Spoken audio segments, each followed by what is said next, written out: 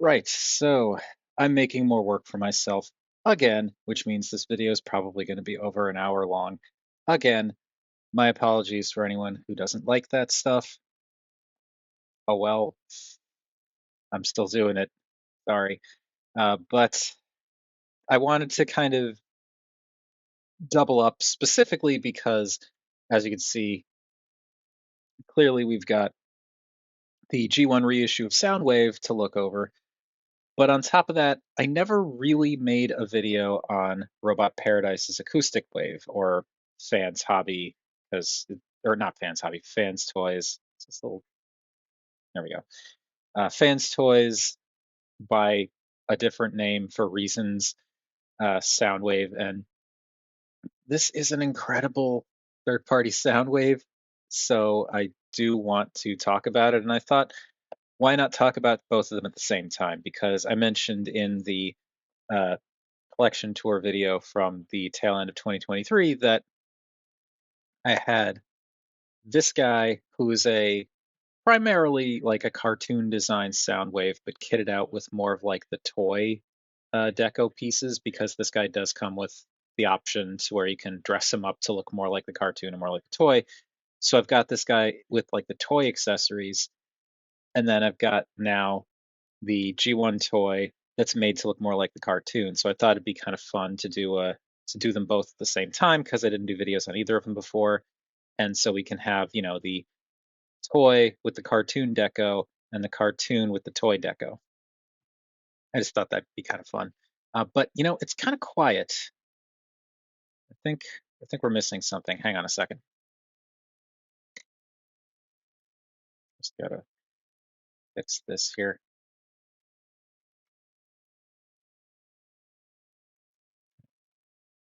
This way.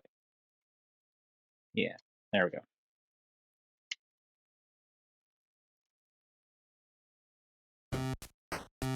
That's better.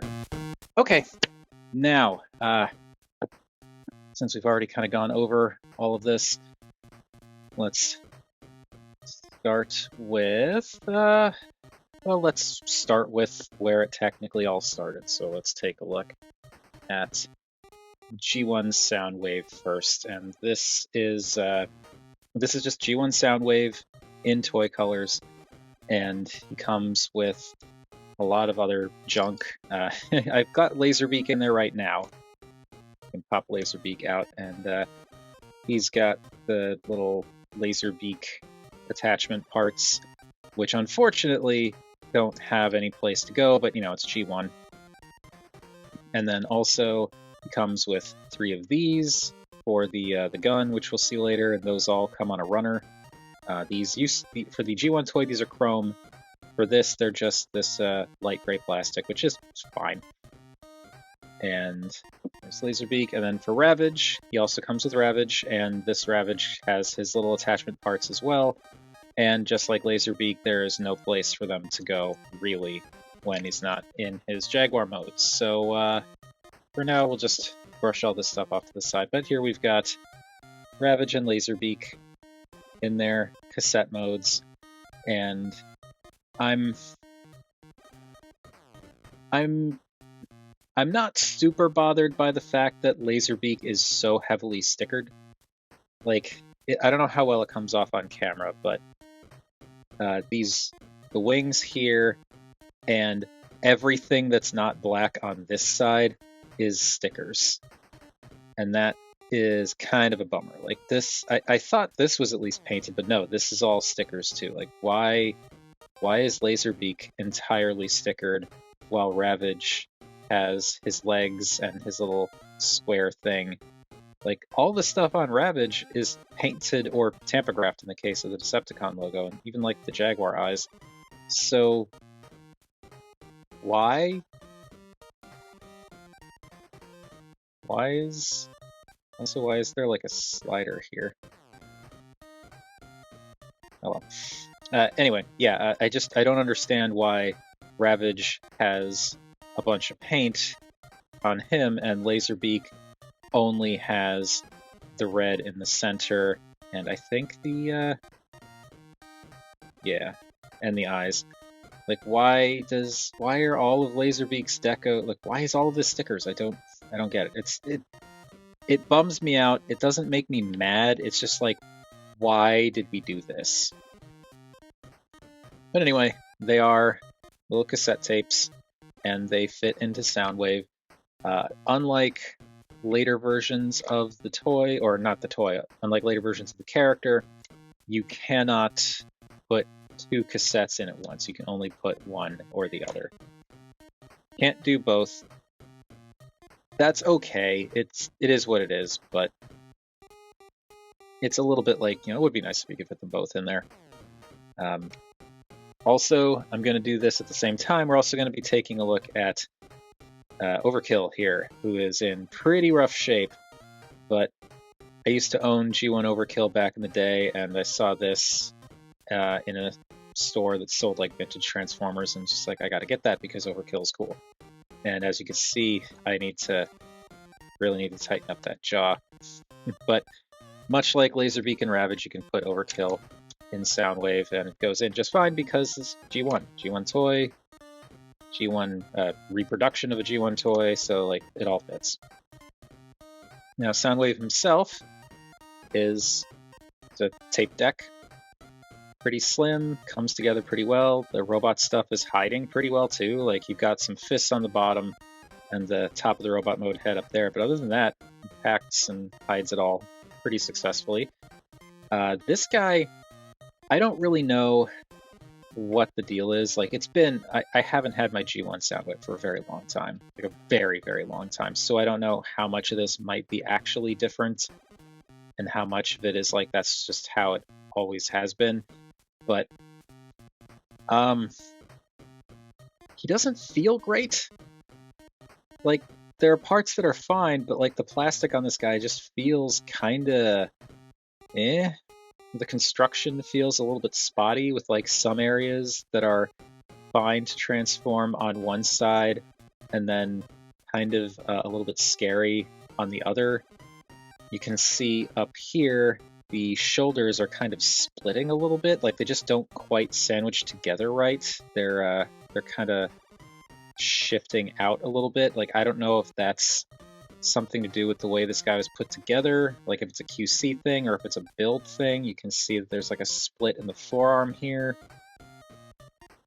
There's just a lot of stuff that's like, what happened with this guy? I don't dislike him, I'm just confused as to what went wrong and why this $40-ish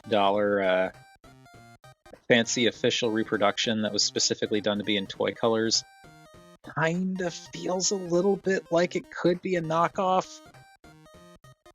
Like, it's not, but it just feels like it, and that's really a shame. It's also disappointing because I was really looking forward to getting a G1 Soundwave toy, but in cartoon colors, because I thought that was a really funny little thing. But yeah, it's a little bit of a bummer. Anyway, the colors are nice. I like the yellow trim around the window and the sides there.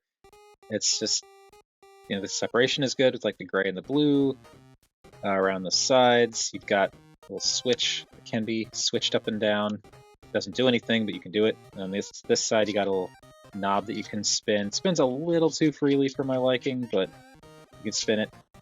And around the back again, it's pretty clean. And you have the battery cover that actually slides out, and you've got the batteries on the inside, which are his accessories. And then also in there you can see the various information on, like, copyright and whatnot.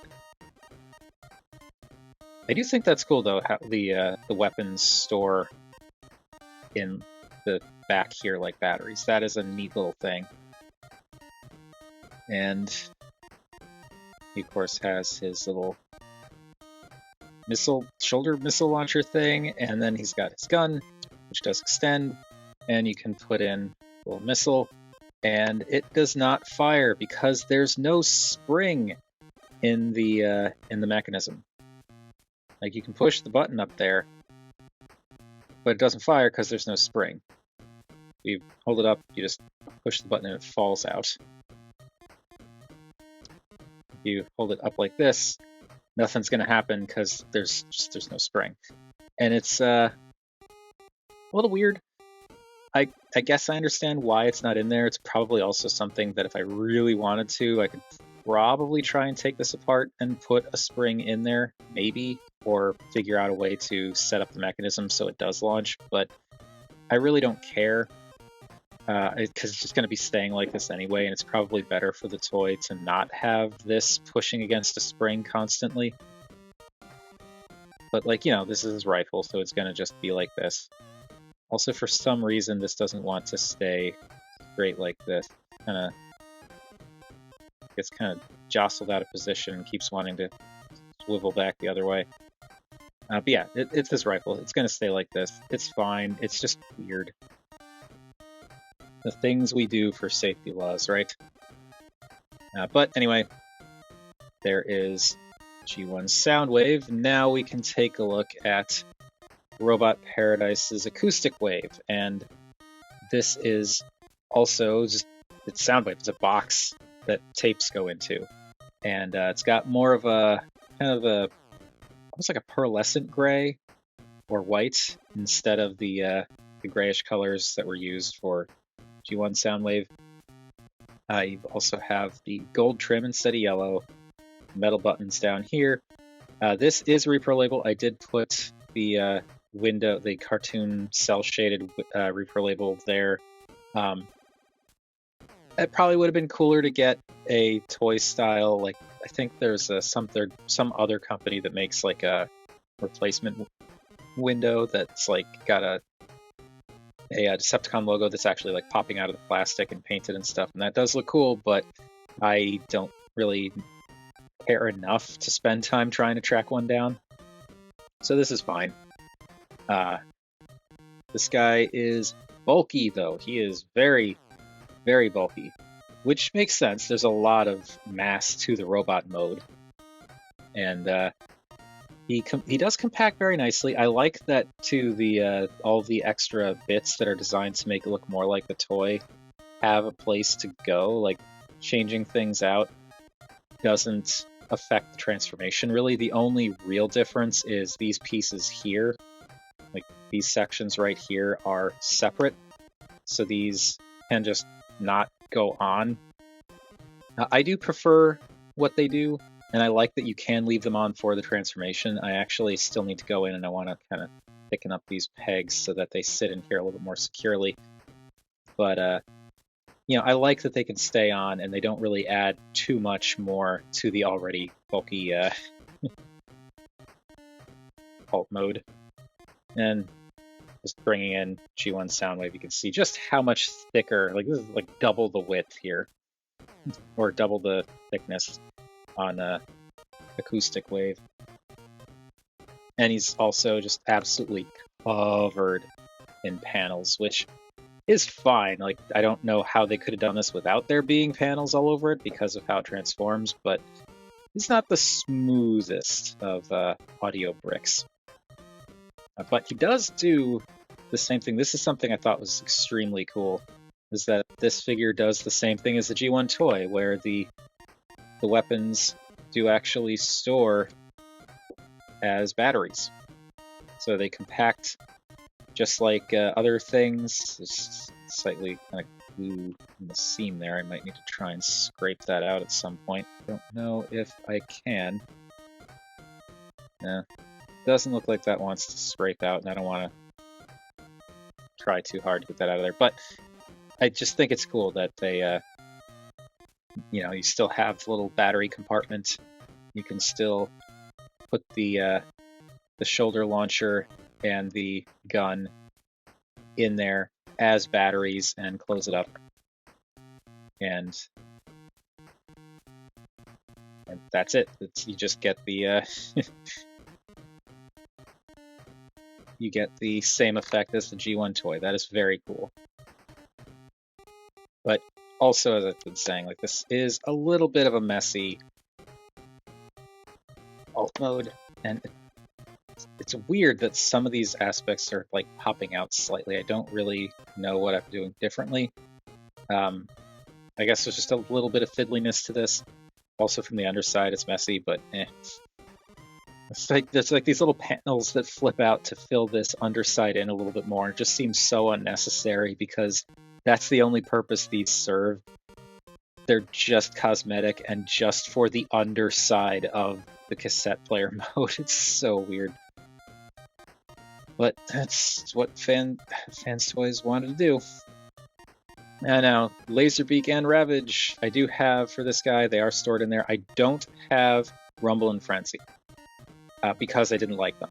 I don't particularly like Rumble or Frenzy anyway, but I really didn't like the Robot Paradise versions of Rumble and Frenzy, so I sold them off. I got the... I ended up getting... because, okay.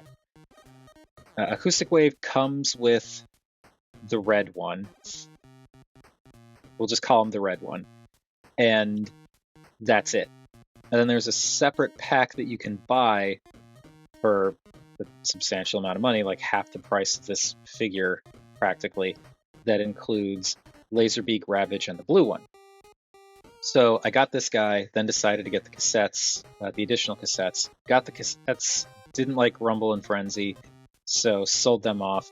So that's why I now have Laserbeak and Ravage only. Though I saw that Robot Paradise is putting out a collection that also includes, of all things, Overkill and a couple other cassettes that I kind of really want to get. So I'm hoping to get those at some point in the future. But as of this recording, that's not out yet. I don't even think there's an official release date for it yet. But anyway, let's get the cassettes out of here. So much like before, you have a button up here you push, and that opens up the little door, and take Ravage, take Ravage out of there, and Laserbeak. Getting Laserbeak out of there is going to be a little bit trickier.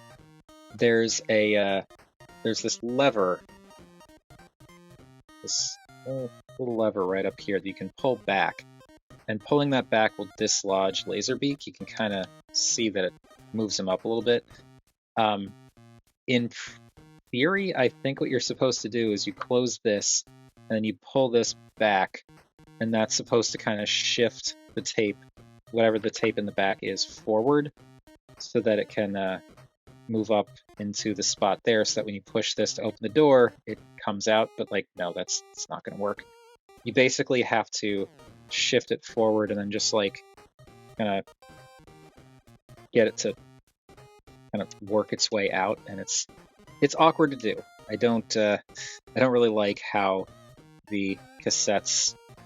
I don't like doing more than one cassette at a time in Acoustic Wave. It's just not pleasant to try and get them out of there, and I might actually need to resort to using the spudger to dig this guy out. There we go. Yeah, it's not particularly well designed. But there you can see that there is some detail on the inside, and we're just going to close it up again. And yeah, let's zoom back out so you can actually see what I'm doing. And here we have Laserbeak and Ravage in their respective cassette modes. They are a little bit smaller than their G1 counterparts. Like if we take Laserbeak here, you can see that it's just ever so slightly taller and ever so slightly bigger, wider. And also, the Robot Paradise cassettes are a little bit thicker. So the dimensions aren't the same, which means you can't put the G1 tapes into Acoustic Wave. They don't fit, and that's annoying. It's fine, but it's annoying. And will these fit into G1 Soundwave? Kinda. That feels a little bit uncomfortable trying to force that in. Will Ravage do any better? No. No, it doesn't really. It's too thick to get into this little spot here. And I'm not going to force it because that is translucent plastic. So yeah. Dimensions are not the same. Oh well. These guys, though, are fully painted. There aren't any stickers on them, which is nice. I also like that, much like the Masterpiece versions of Laserbeak and Ravage, everything is self-contained. You don't have any of this junk that you have to hang on to for their respective animal modes. And I think that's wow, I've been talking for 20 minutes already. So let's just move on to size comparisons to try and speed things along. So it's Acoustic Wave and Soundwave up there. Shift them over a little bit more. And then let's bring in, let's do Laserbeak and Ravage for their different respective tape decks. And let's start bringing in our proper size comparisons. So here we have a current modern Voyager by way of Buzzworthy Dinobot. Our stand-in for tall deluxes over Prime, Samus Amiibo, and Velocitron Burnout. Wow, I did not frame this well at all. Yeah, so that's how big and or small the different sound waves are. And G1 Soundwave, I feel like he would maybe qualify as like Voyager in terms of size-ish, but like, you know, it's been so long since these things have really been like an actual size class, you know? Anyway, let's get all this out of here. And I realized now I was planning on doing this before I started filming and didn't actually do the necessary prep. So let me do that while I continue talking to you all. I was going to get the G1 Retro Hot Rod that I still have because it's the only other G1 Retro reissue in cartoon colors figure that I own.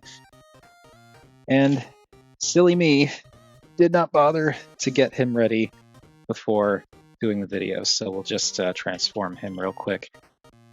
I gotta say though, I've said it in the video for this guy already, but I do really like G1 Hot Rod's transformation. It's very interesting and satisfying to do. It accomplishes a lot for being such a, you know, it's like for being a G1 figure, it does actually do a lot, and it looks good, and there's some surprising nuance to it, like the little pelvis skirt flip. And yeah, it's a neat transformation. But anyway, here they are with G1 Reissue Hot Rod, and here we've got G1 Soundwave with G1 Hot Rod. And I think Soundwave's got a little bit more to him, but he also has a hollow chest cavity, so there is that. And finally, here is everybody with our most important size comparison, that is the duct tank. All right, transformation time, and I think I am going to start off with the cassettes because they are the simplest ones to do. So we'll start with the G1 cassettes and bring in their respective bits. I'll do Overkill first because he doesn't have any parts that I have to attach because I didn't get him with his little missile launchers. I still need to fix that. But anyway, Overkill, I just flip out his little T-Rex arms, or maybe not T-Rex because he's got the horns, so maybe Carnotaurus. Flip out his little feet. You can also pop the legs out a little bit, so you get a little bit of a split. Just adds a little bit more dimensionality to him, which is cool. Flip down the tail, which has actually some sculpting on this side, which is nice. And then flip up the head, and there we go. There we have our extremely rough shape Overkill in Dino mode. Ravage is also very simple. You want to take the back legs and fold them down. Take the front legs and fold them down. You want to do the back legs first because they tuck up underneath the front legs. Now you can kind of figure out how you want to adjust the feet and kind of angle these forward a little bit. Like you can shift them around, angle up the feet again, and you just kind of want to get the feet in a somewhat straight line. Like it doesn't matter where you line them up, but you want them lined up so that he can stand. And yeah, he is a little tricky to stand, but he does stand. Then you can take the tail section, which actually tucks in under the jaw there, and flip that around. And take the head, flip that around. And that is it for Ravage's transformation. But to completely finish him off, we want to take his little missile pod things, and they just plug into the little ports above his back legs. And that's one of Laserbeak's things. There we go. So there we have G1 Ravage with his little missile pods. And he is going to be argumentative with the standing because he's basically just a little like cardboard cutout that you're balancing. It would really be nice if those legs could splay a little bit, but nope, they don't do that.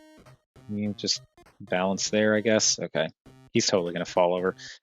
Laserbeak. G1 Laserbeak's transformation is also really simple. You want to take these bits on the side here and fold them down, and that will at the same time fold out these little sections here. So fold that down. And you can take the wings, and they hinge forward, and they also hinge back here, so you can extend the wings like that.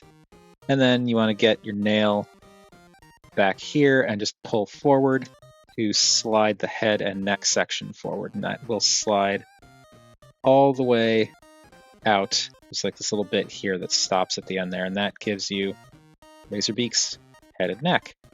And then you take his little plug-in thingies, and the pegs are off-center, so you want to have the peg towards, there he goes, you want to have the peg towards the outside. So you just peg that in. And that, you want to have the peg towards the outside because it's not going to fit any other way. So there we have Laserbeak in his bird mode. And seriously, Ravage, I need you to be a bro.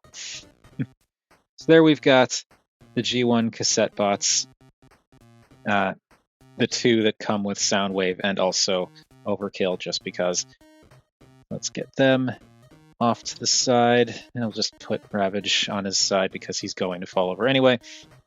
And move on to Robot Paradise versions. So they're Laserbeak. You want to hold down these feet, and they also rotate. They'll be spinning around a lot while I'm doing this, but basically that's how you want them. Then you can take the wingtips and fold them straight out.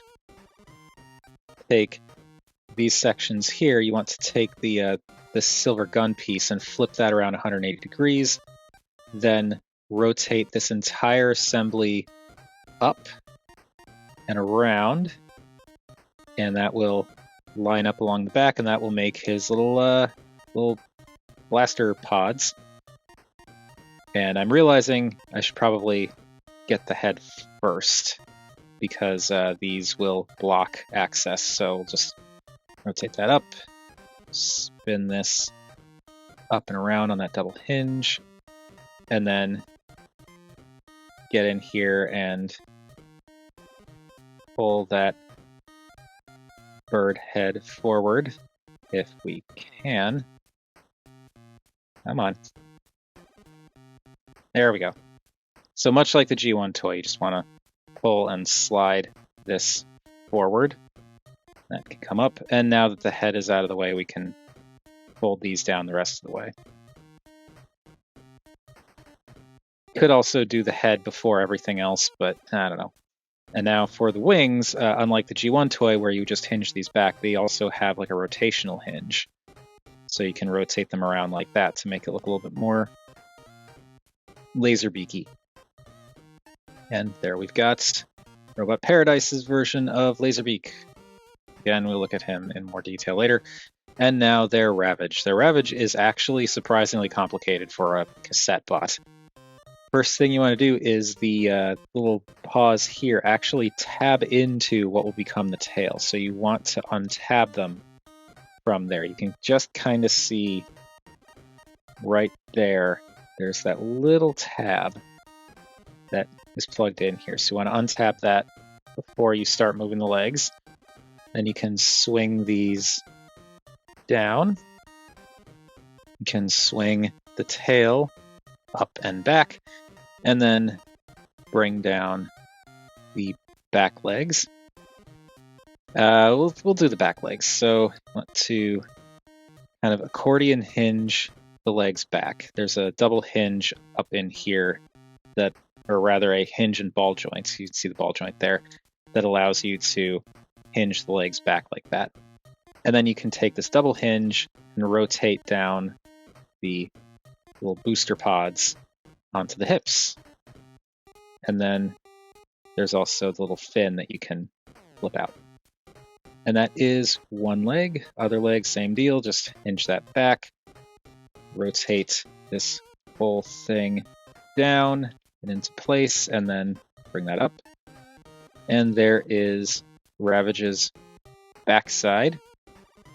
Now the front side is a little bit more involved. Might actually bring out the spudger for this. I want to flip the head around. And I do appreciate how both Ravage and Laserbeak have a transformation that's incredibly similar to the G1 toys, but still a little bit different. So you do that. Now you want to take this flap section here, and there's this little hinge section here that allows you to flip this entire thing up and around. So that ends up bulking out the midsection. This just flips up and around like that. And now these little pieces here, these little bits here that swing in and around and clip down over the top here, and that will lock this flappy section in place and keep it from doing this. It is, it's good at holding this together, but it is, you are going to need a spudger to get that out. If you don't necessarily need a spudger, but you're going to need either nails or a tool of some kind to unconnect those. But then from there, just rotate those front legs down, get them all situated, and there we've got Robot Paradise's Ravage. And the articulation on this guy is surprisingly good for what he is, though weirdly the back legs have more articulation than the front legs. That's strange, but we'll see more of this when we look at him proper. Now back to G1 and Soundwave. So this is where the I don't know about some of the aspects of this guy come into play, because specifically the joint on this leg is a little bit scary. Also, I want to point out, I want to see if this has any effect in the future, because this is something I noticed before. If you look at how the door is sitting, it is relatively flush. Like it clips in on this side. I do wish it clipped in on both sides so that this locked in a little bit, wasn't prone to doing this. But it sits pretty flush right now. That may change. So first thing, we already took the weapons out, but if they had not been taken out, you can pop that open and take them out. Disconnect this section from the side here and flip it down. Same deal here. Now you want to slide this down, and it does click. This leg is a lot tighter than the other one. Like I try to pull it down, it just doesn't want to come, so I end up having to bend it and use that leverage to pull it down, which does work, but I do not like doing that. And then kind of keep pulling to click it down all the way. And with that click down, can also bring this down, rotate the legs, flip out the feet, and then I think it's unclear. I've seen people do it, but I don't think it's strictly necessary, but you want to push this joint back up and click it back into place. And it feels horrible doing it on this side. On this side, it's totally fine. Like you can see, it just click, click, click, click.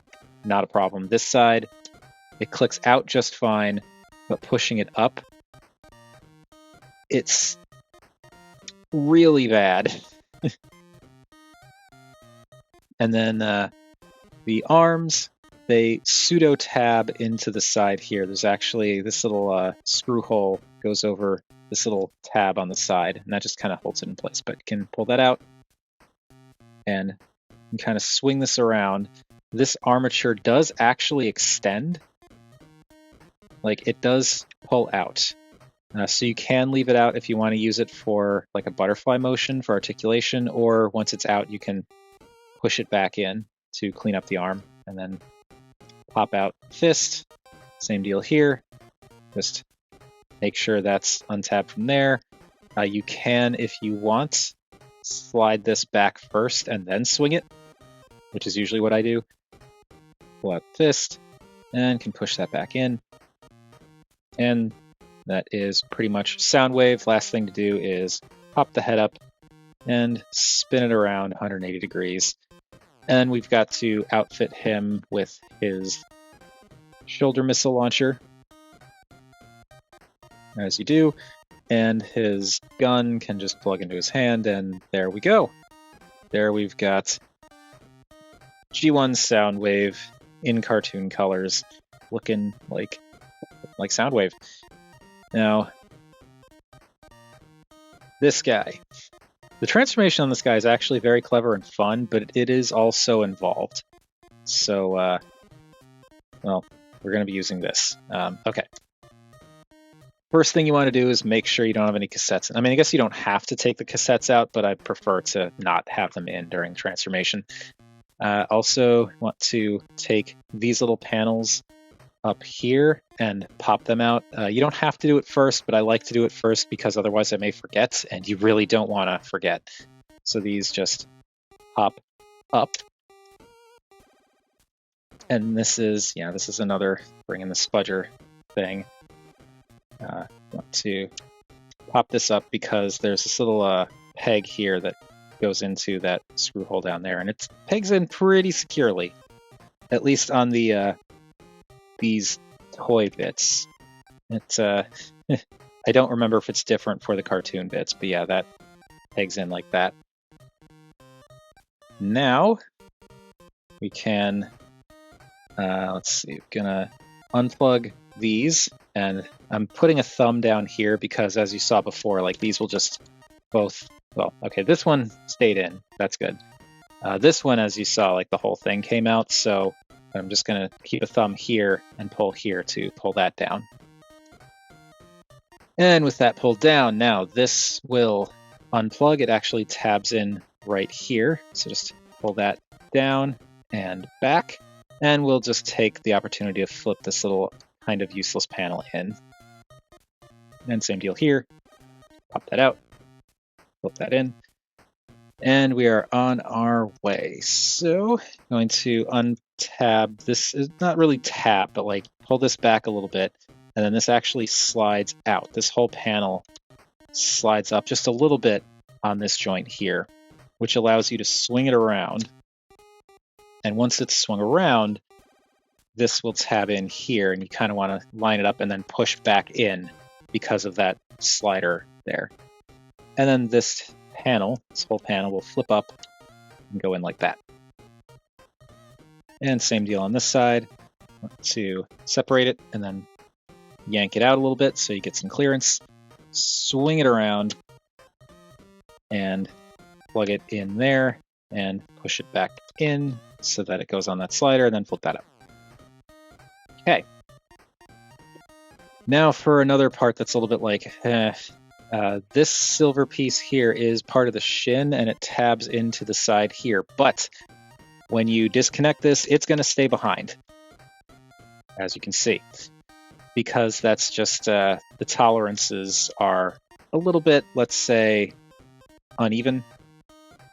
So what I end up doing is get this back into place here. What I end up doing is using a spudger to just pop it off that tab instead, and that way the shin piece stays on. So you want to bring this down just a little bit so that you can take this piece and hinge that up,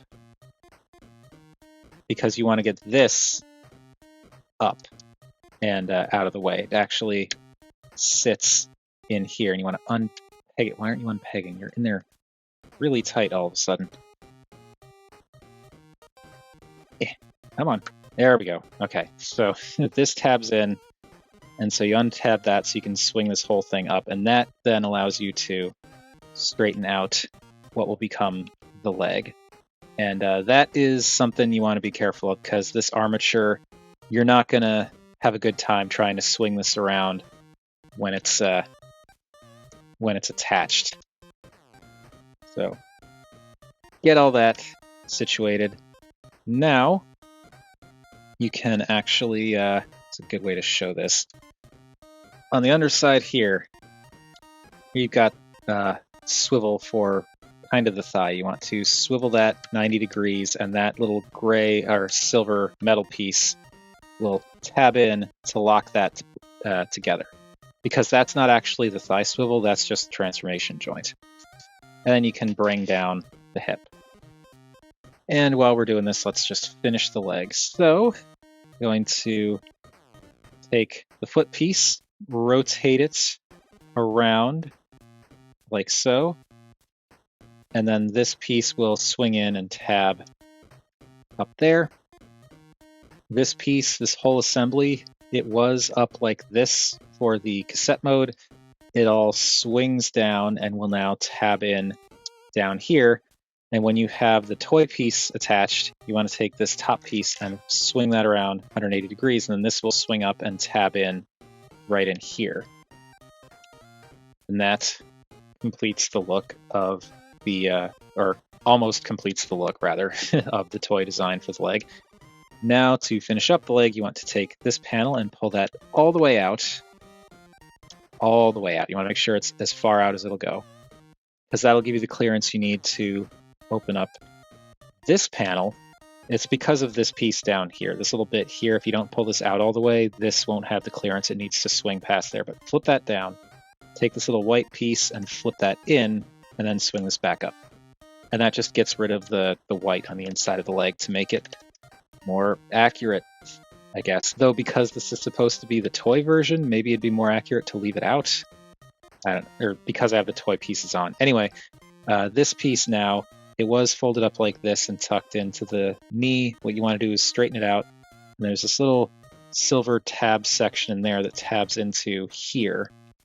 So when you bring this up, you want to keep this kind of lined up and push it in, and that will actually complete the leg. So there is one leg. Other leg, same deal. We'll zoom out a little bit more for this. I just want to untab it, but of course, got to be careful of this, so that will stay behind. So untab it. You also want to be a little careful because this piece sits underneath this piece. So kind of pull that up a little bit so that you can remove that. And let's see if we can keep this curled up. Okay, you can keep this folded up to rotate it out like that. So never mind what I said before, but do that. Since we're here, we'll pull this all the way out. Pull that out, put that in, close that up, and push this in and tap that into that little knee piece. Take the foot, untab it, and swing it around, and then rotate it and bring it in and tab that into the bottom of the leg. Now this whole armature will untab, swing down, and plug in, and then this rotates 180 degrees, swings up, and tabs into the side of the leg. And finally, rotate this 90 degrees, push that little tab in place, and bring down the leg. And there we go. that is both legs done. And it's actually pretty reasonable for everything that this guy does. Now for the other stuff, I want to unpeg the arms. They actually peg in up here and up here. So I'm going to unpeg them, swing them around on this armature here, which is very stiff, but swing that around, and then when these swing in, this will tab in right. Let's see what I'm talking about. This will tab in over this tab here, and this will also clip in there. So get that in place, and now this flap can come down and peg in to complete the shoulder. And finally, for the arm, you want to pull down this entire assembly here, rotate the fist, bring it back up, and there you go. There is one whole arm. And I'm just now noticing the, these hands are loose. I wonder, we'll look at that later. Okay. Again, same deal with this arm. I'm gonna fold this flap in, close that up, unpeg this, and unpeg that. Swing this in and around and clip it in. And bring that out. And pop this down, swing out fist, swing back up and close. There we go. We are well on our way. Okay. Last little bits. I'm gonna pop this open and we're gonna take these out because of course. And pull this back. This panel down here flips in, and then this section flips in, like so. And before we do anything else with the upper body, we got to do the waist. So this assembly here pulls out. It actually tabs in down here. So you kind of want to pop this down, and then you can kind of see right in here, there are like two tabs that are sitting inside this little armature piece. Just pop that out, and there it's been untabbed. Now we can flip this panel in, flip this panel up, and same deal on this side, flip that in, flip that up, take this piece and rotate it around 180 degrees, and just leave it like that for now. I want to bring the legs out a bit, and there's a little tab down here. You want to untab this, which will allow you to swing this out, and with that swung out, we can now extend the torso. It moves up on this little slider here, so that slides up. And with that slid up, now want to get all this stuff kind of out of the way and rotate the assembly, the little hip assembly around 180 degrees. And then we can bring all of this back down, bring this back down, and tap that back in place. And that gives us, recenters the hips, basically. This comes down and plugs back in here. But before you close all of this off, there are these little silver metal tabs up here that, again, like they're stiff enough that I really need a spudger just because they're stiff. But these actually come down and kind of settle in here. They don't basically just geometry-wise, they lock in place pretty well. They don't tab in, but they're not going anywhere. And that keeps this assembly from rocking from side to side or from sliding back down. And then these pieces up here accordion out and come down to become side skirts. And this just flips up like that to become the butt skirt. And that is the waist assembly all done. Now, rotate the actual waist 180 degrees. And to finish it all up, I want to flip up the head, which just flips out, much like G1 Soundwave, and settles into place. You kind of want to make sure that this is flush here. It's possible to push it down too far, so you just want to, bring it up to make sure it's flush. And then once that's done, you can bring this in, and this kind of settles inside here. And there's a little tab on the inside here that'll tab in here, and that closes all that up. Close this up, and that is it. That is Acoustic Wave in robot mode, in his toy deco robot mode. Though he's not quite finished, because just like G1 Soundwave, we've got to give him his stuff. So the shoulder launcher thing, there's this little bit that telescopes out. For some reason, it doesn't lock in place, so I don't really see why they did this, but there's that. And there's a little peg hole here. And on top of the shoulder here, there's this little section here that you can pull that out. And that gives you the peg you need to peg this into place. So you can just peg that on. And then that little peg section actually can extend up. Like it's on a bit of a slider, so that lets you angle this a little bit. So pull that out and angle that up. And there we go. Now he's got his shoulder thingy. And for the gun, you want to, it's pretty much like the Masterpiece. You just slide this apart, pull out the little handle, which will push out the chrome tip of the gun, and then curse and swear while trying to get that out of the out of the gun barrel. I end up again kind of resorting to a spudger, because it doesn't come out quite far enough to be able to get a grip on those little nubs. But grab the nubs and pull, and then just keep pulling until it kind of frictions in place super solidly, and that gives you his gun without the need to use any extra missiles or anything like that. And as before, we can put this in his hand, just uncurl the fingers. We'll look at the articulation of the hands in a little bit, but just get all that open, and this will just tab into the palm like with a lot of, Masterpiece-y kind of figures.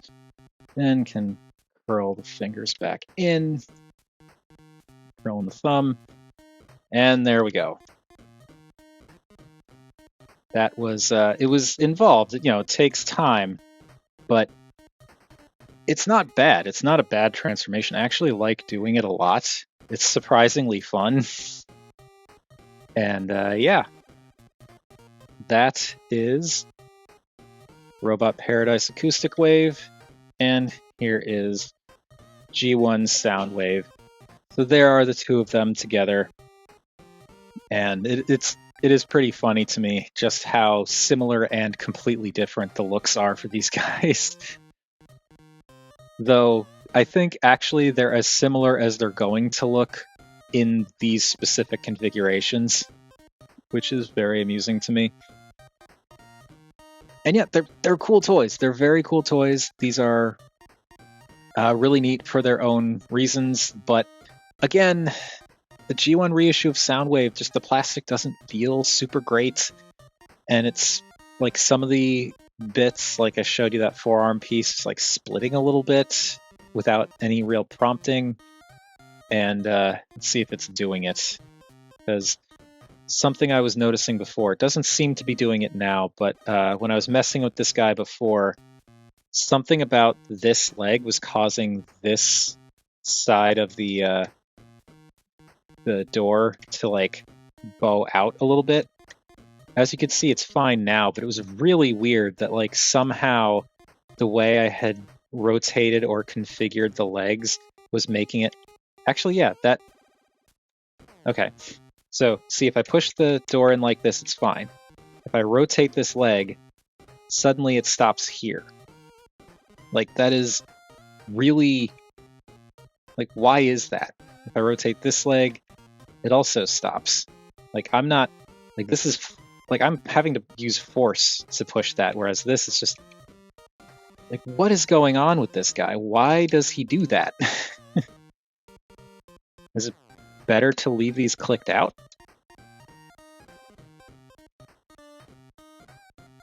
I mean, it's better, but it doesn't fix the problem. Like, you can see this goes all the way with the leg extended and straight, but when I rotate it, it stops here.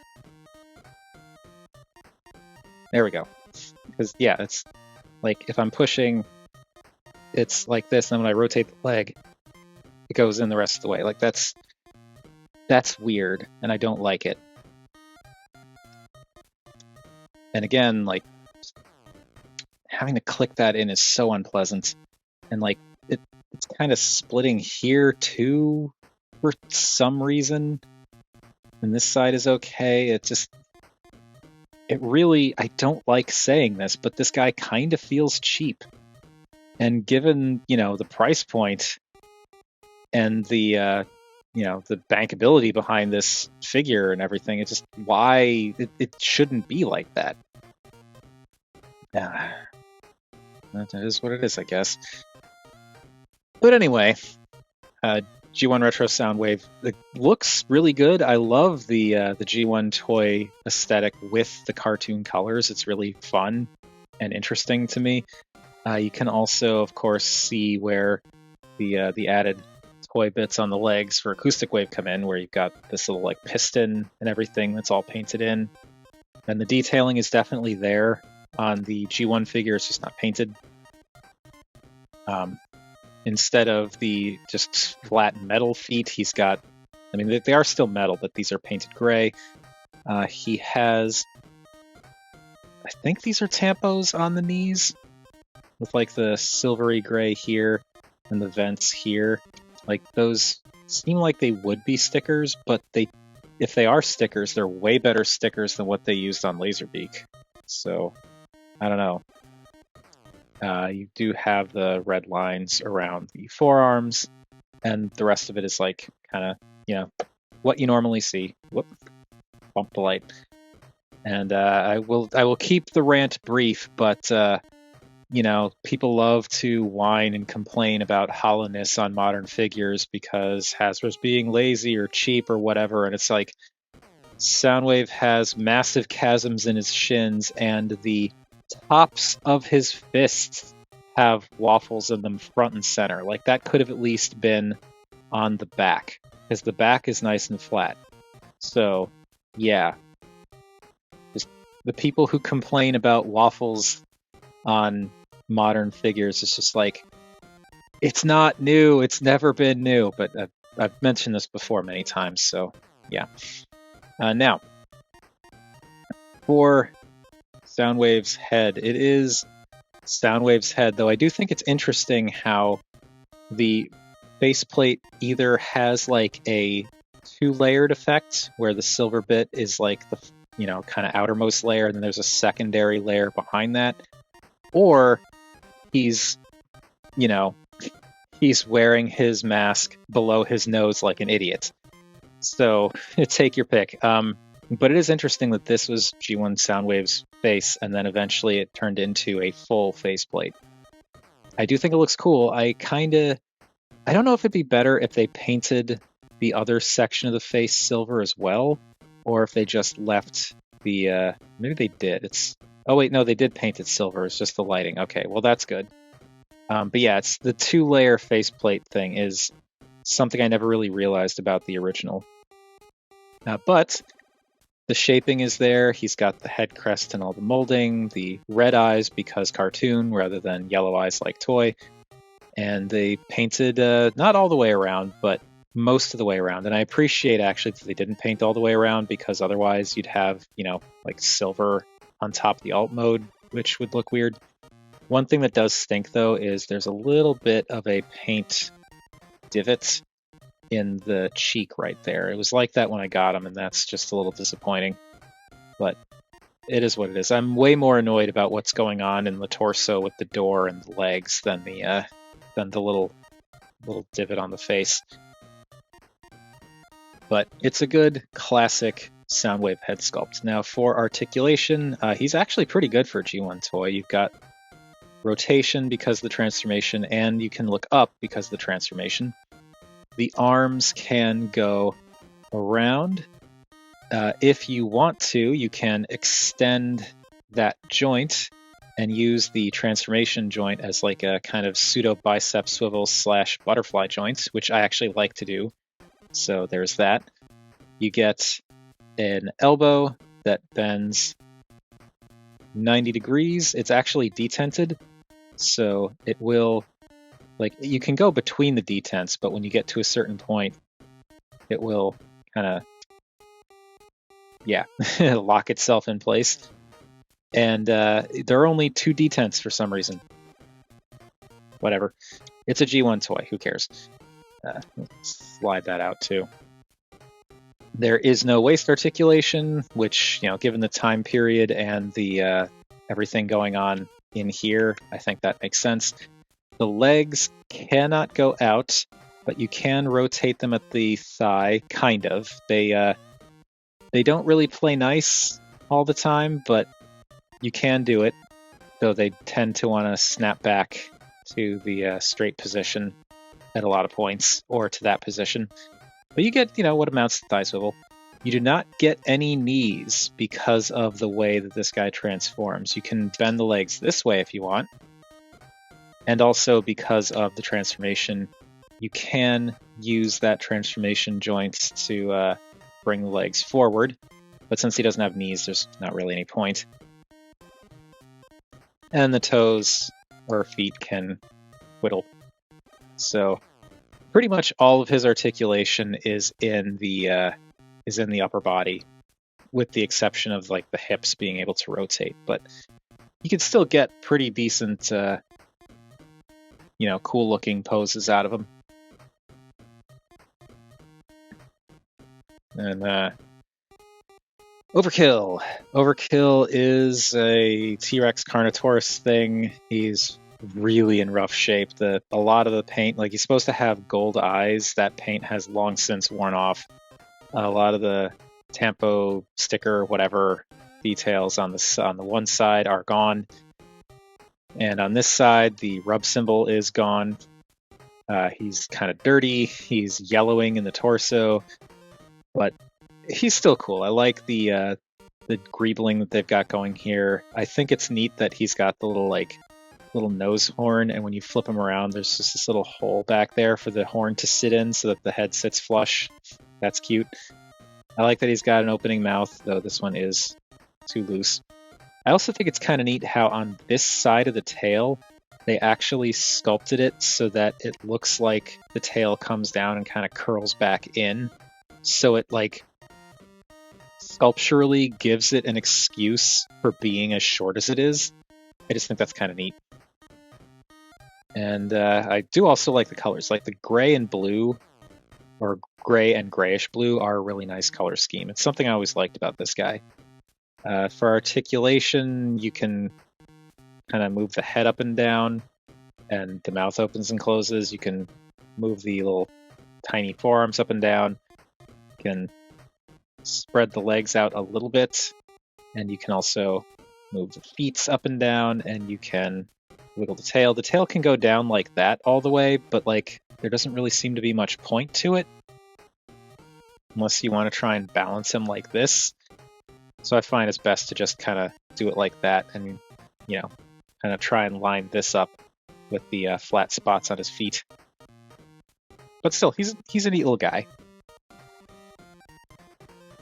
G1 Ravage is also looking really good. I like this. I like the cartoon colors G1 Ravage. It's very neat. The black and gray is just a very recognizable color scheme for this guy. I also like that Tampograph Decepticon logo on the shoulder is going to be visible even with these things. That's cool. The head also is really well sculpted. I like the red eye they put there. He's a little bit of a sad looking jaguar head though, because like from the front it just looks a little bit weird. And again, it's kind of like you're trying to get a piece of cardboard standing up. He's just so flat. But he looks cool, and I like how these little pods add some dimensionality to him. It just stinks that they're add-on pieces. For articulation, you can move the tail and some of the butt up and down. You can move the neck up and down.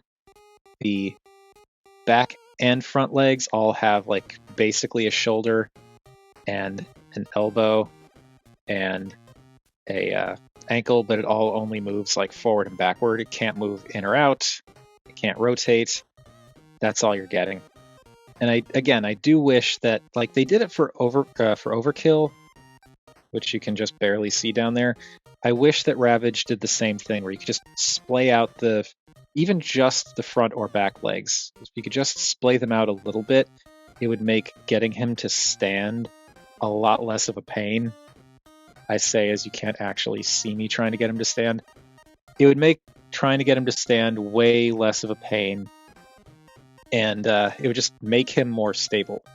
And I really, really wish that they had done that. And I guess maybe because I'm assuming Overkill did actually come later, so maybe it's something they realized down the line that they should change, but I really wish they'd done it with Ravage. And Laserbeak is kind of the same deal as Ravage, where he looks really good in the cartoon colors. The only thing that really bums me out about him is the stickers. And like it's not the worst thing. I'm not, like I said, I'm not mad about it. It's just disappointing. I guess it's just a budgetary thing. I don't know. I'm just glad that the eyes are painted and not stickered. But the sculpting is nice for a G1 toy. I do like, again, the dimensionality the little rocket laser pods add. And his articulation is just can move up and down at the neck. You can move up and down at the top of the neck. You can swing the wings on this hinge or this hinge. They can't go up and down.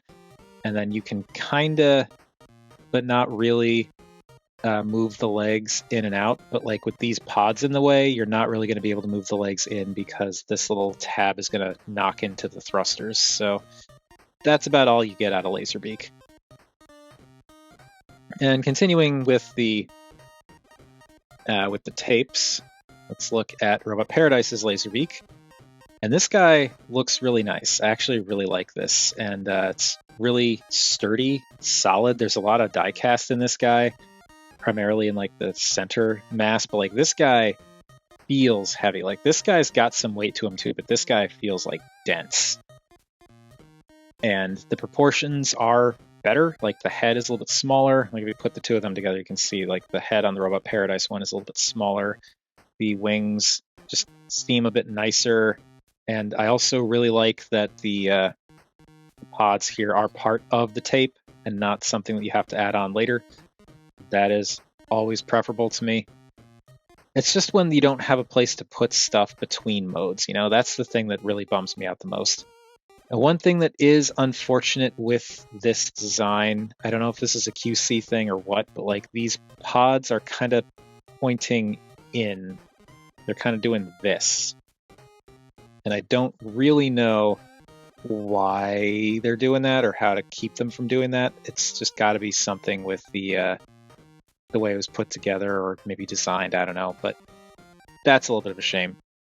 But colors are nice. You do get the teeny little. Come on, no, you can do it. Why aren't you doing it? There we go. Okay. You get the little pop-out camera thing on the forehead. I also like that they painted the beak a different color from the head. That's nice. One thing that stinks is you can't rotate Robot Paradise's Laserbeak head. That just isn't going to happen. But like the G1 toy, it can go up and down at the base of the neck and up and down at the top of the neck. I don't believe, no, you can't open the beak. So the mouth does not open. You just get that little camera piece. But you get some nice articulation in other areas, like the wings. Actually, in addition to swinging back and forth on the transformation joint, you can also rotate them because of the transformation, but you have additional hinges here and here, so you can bring the wings up as well as bend them down in the middle, so you can make it look like he's kind of flapping, resting, whatever. The feet they can rotate. In addition to rotating, you can also swing them back. So you can kind of get him standing-ish a little bit in like a pseudo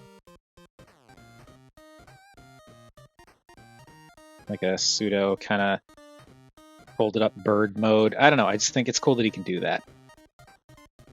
So there is Robot Paradise's Laserbeak, and then Robot Paradise's Ravage is very limited in the front arms, but really expressive in the back and also in the head, so it's kind of a surprise. The tail can move down, but like it kind of breaks the sculpt and it's just moving down.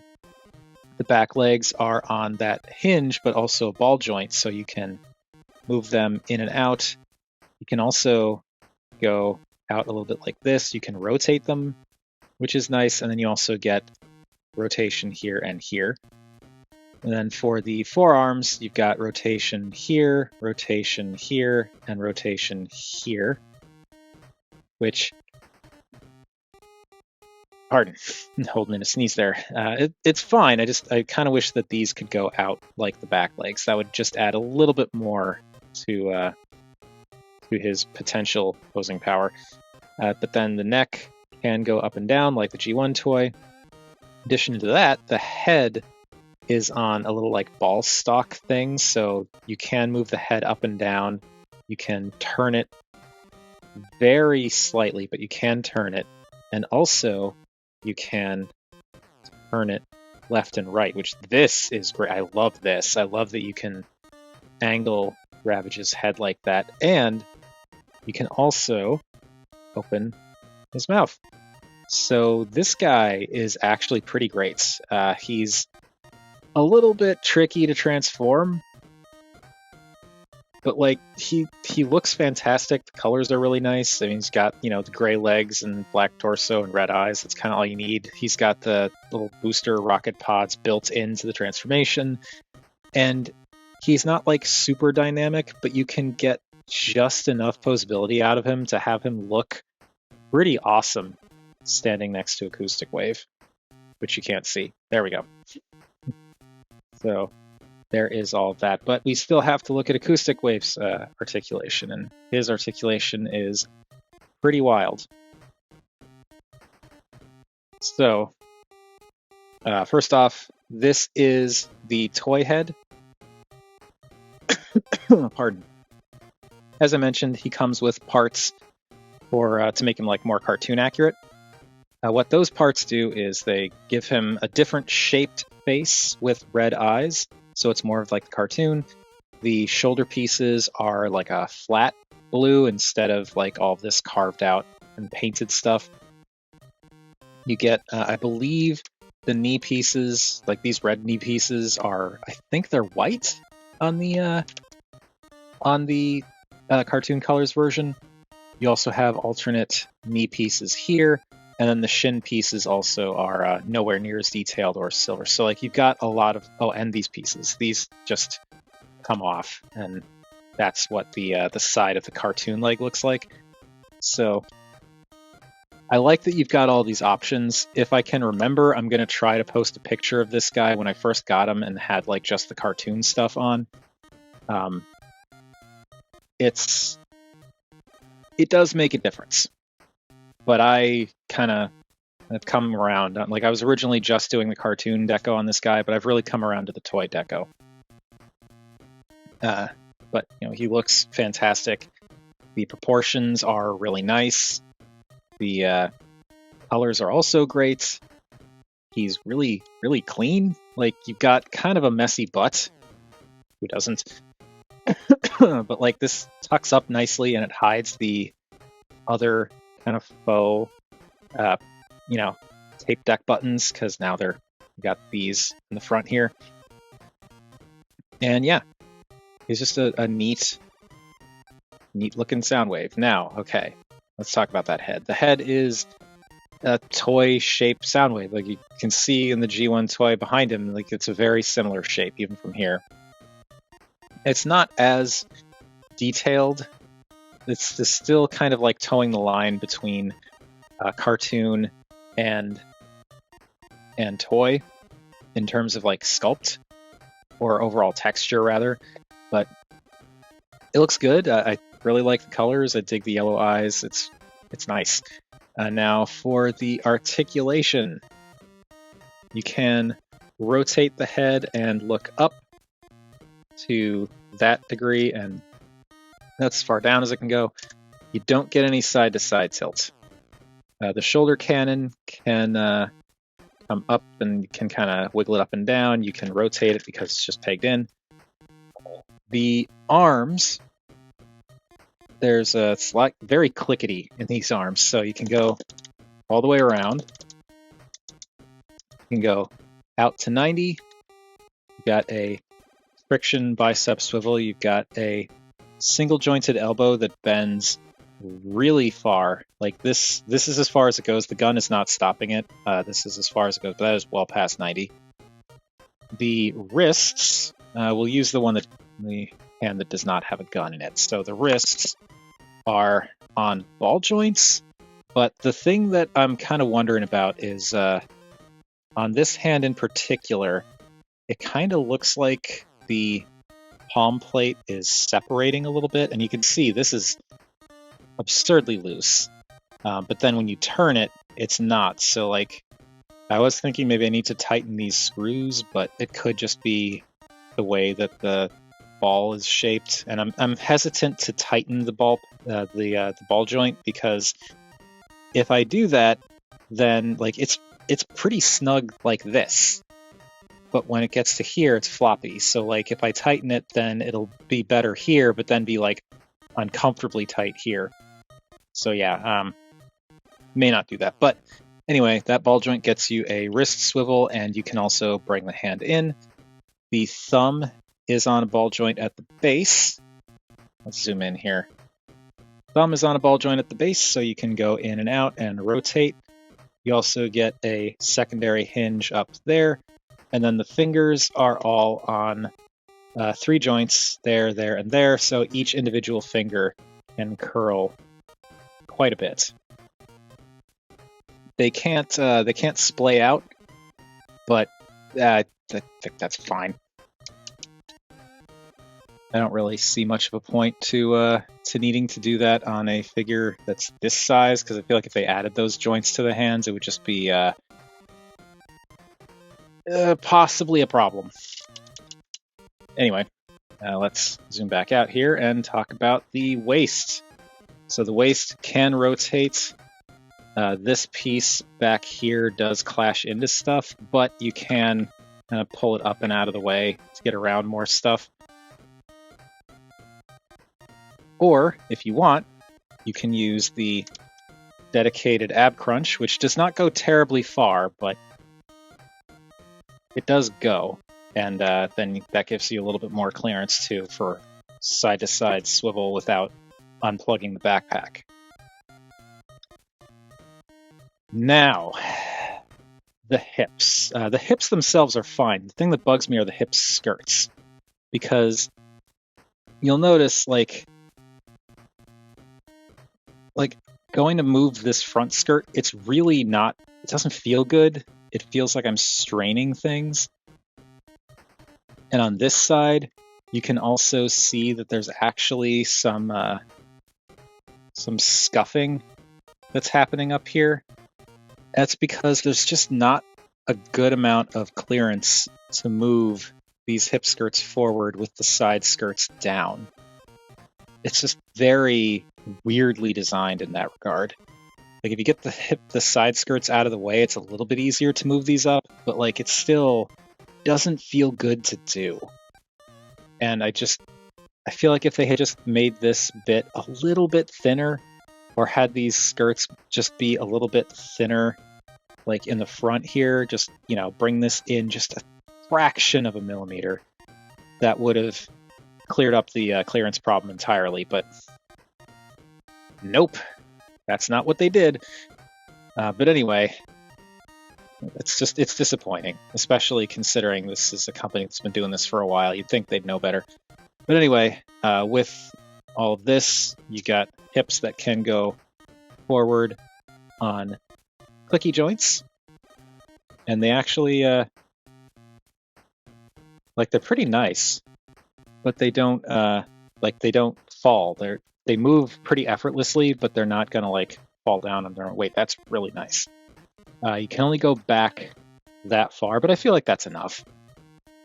They can go out 90 degrees because, of course, they can.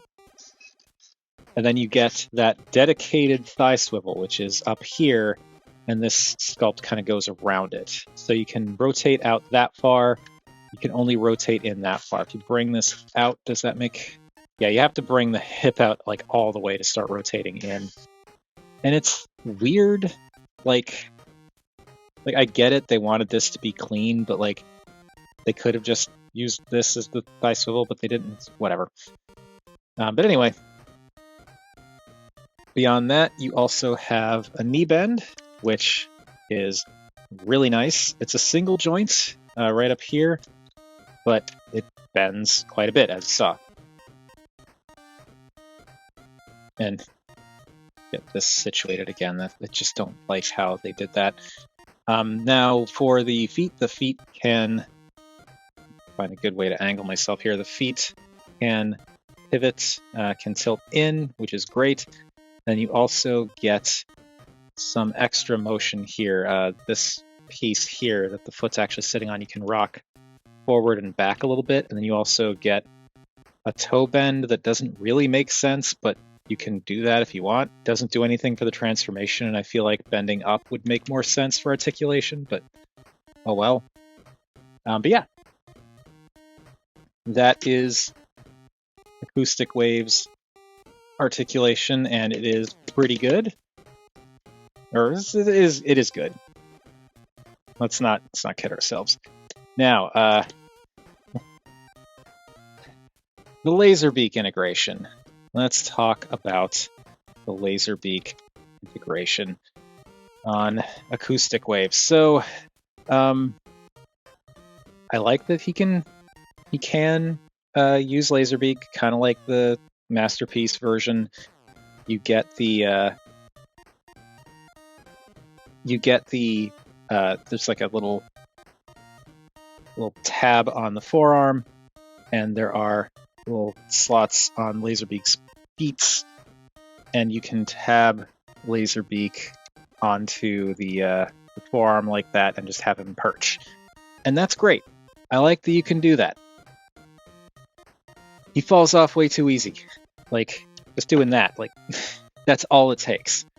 That tab does not hold well enough, and that bugs the crap out of me. It's fine when he's just sitting on a shelf, it's not a problem.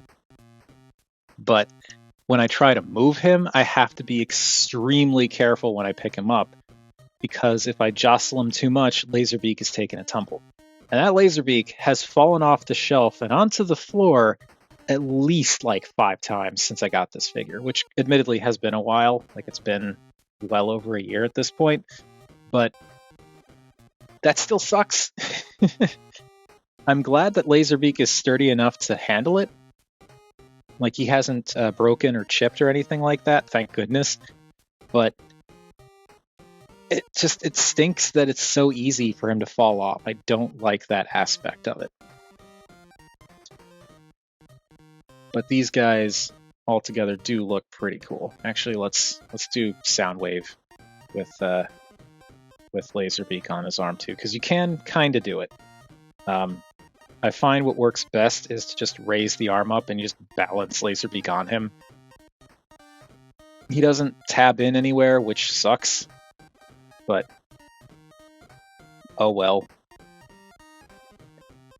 It's a G1 toy, you know?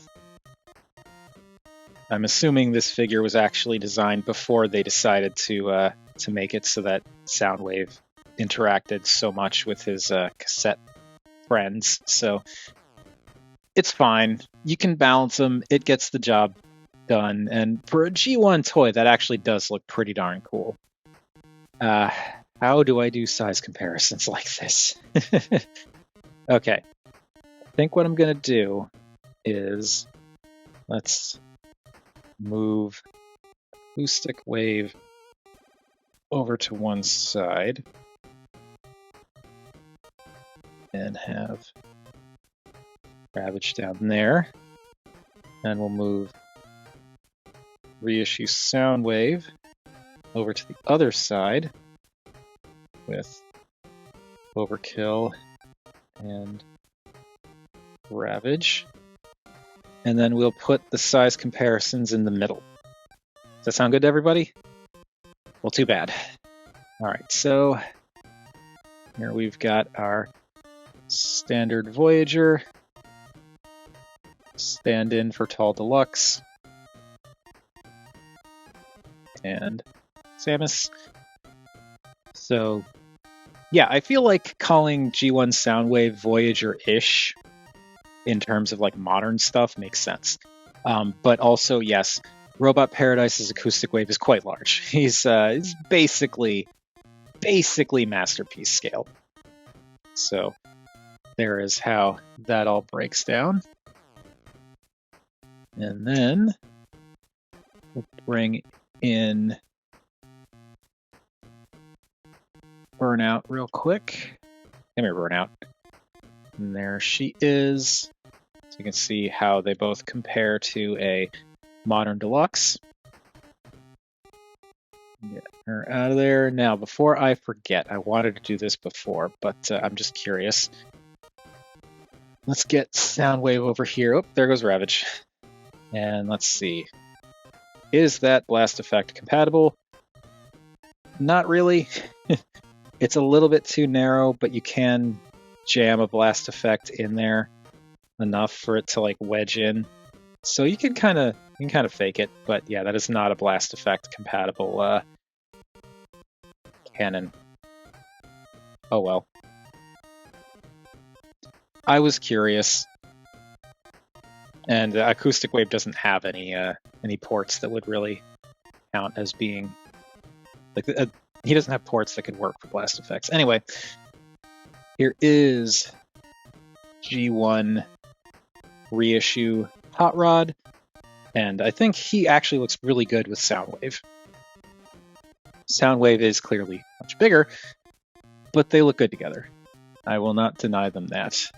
And while you're all looking at that glorious image, and we're just going to hold on that for an uncomfortable amount of time, I'm going to grab another masterpiece-ish figure off the shelf because it occurred to me that I should probably do that for Acoustic Wave. So there's Hot Rod. And now, in terms of masterpiece-y stuff, we'll bring in Magic Square's 2.0 Masterpiece Style Prime. And, you know, I think this actually works. From what I remember, MP10 was just a little bit taller than Masterpiece Soundwave. So I feel like having the third-party masterpiece-ish scale figures where like Prime is just a little bit taller than Soundwave, I think that works. Though it is also funny to me just how much lighter Magic Square's Prime is compared to Acoustic Wave. Acoustic Wave is dense. Like that guy, I'll talk about it in the wrap-up, but yeah, he's very well made. We'll leave it at that. But before we do all that, we do have to acknowledge the most important of size comparisons, and that is the duck tank. And that does it for G1 Retro Soundwave and Robot Paradise Acoustic Wave. And I mean, there is no hesitation in my mind to say that Acoustic Wave is the, if you'll pardon the kind of pun, superior figure. But G1 Soundwave is still a really cool toy. He's got a lot of neat, accessory bits. I like that you can play around with other tapes in addition to the ones that he comes with. I also like that this one comes with Laserbeak and Ravage, which is great. But yeah, there's no question.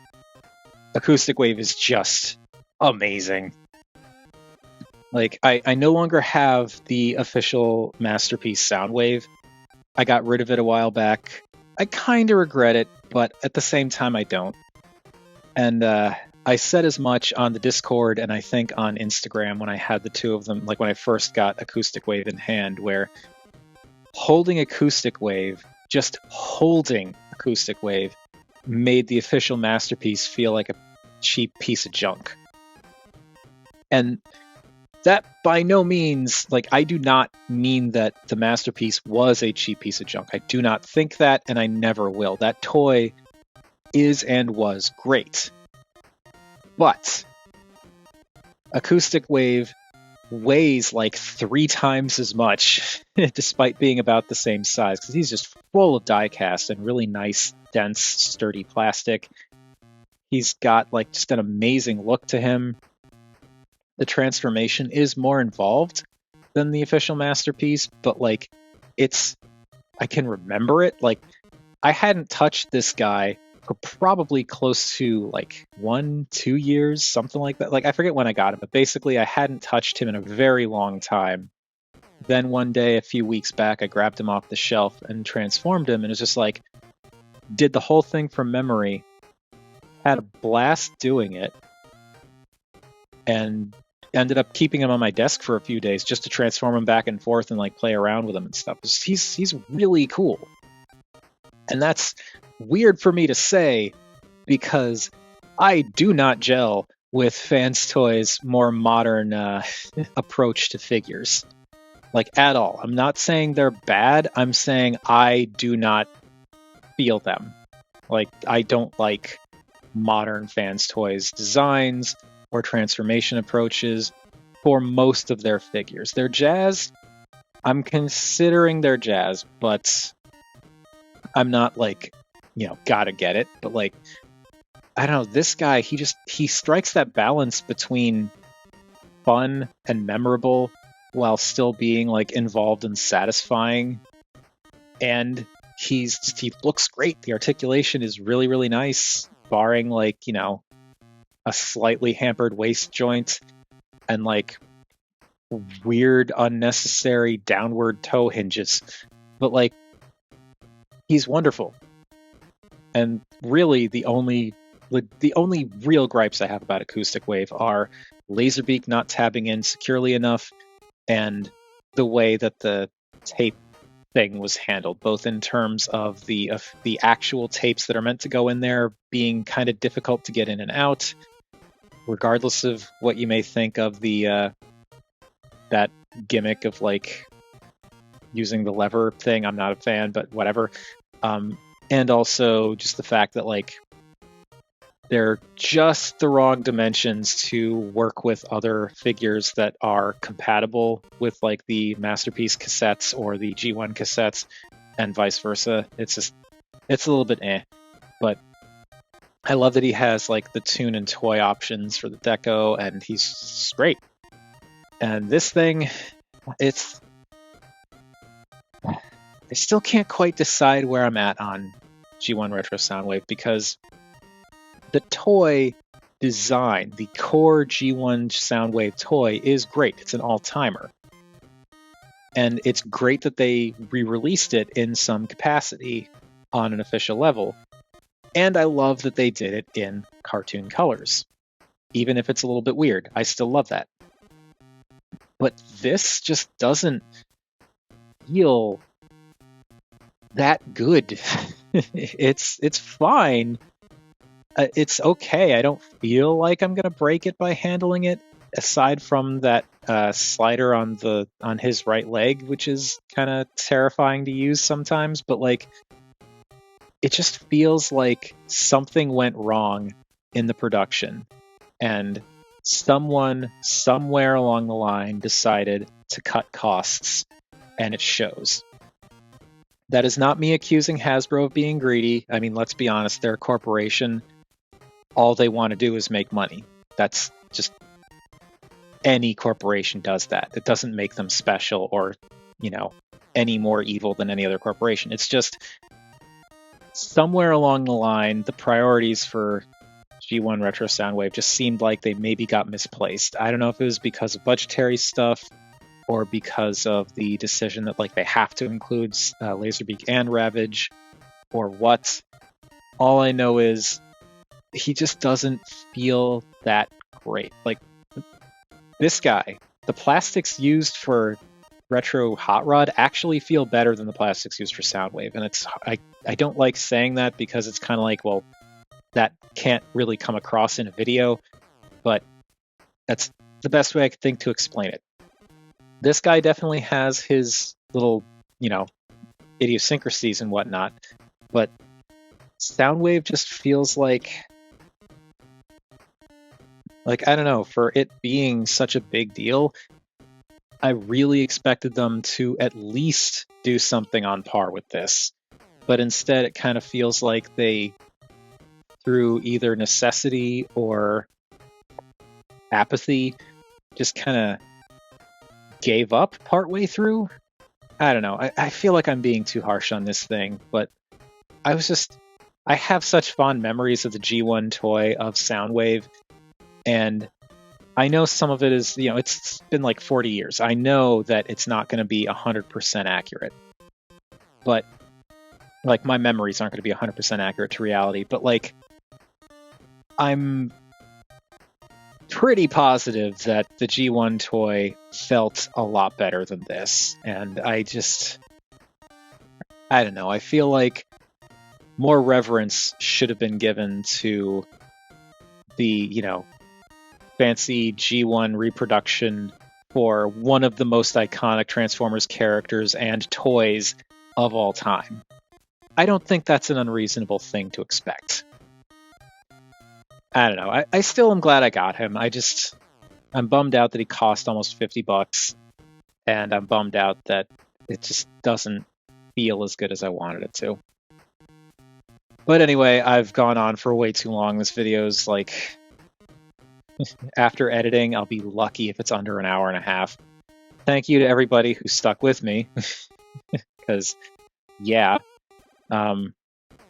Also, it occurs to me I forgot to do the Patreon plug, so I'm just going to toss that in here. So yeah, I've got a Patreon.